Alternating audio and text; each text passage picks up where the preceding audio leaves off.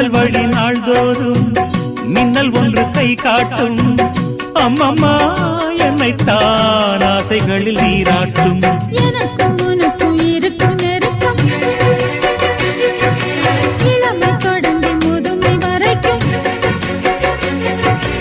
இரவும் பகலும் உறவை வளர்க்கும். இடையில் இருக்கும் தடையை தகர்க்கும். விலகாத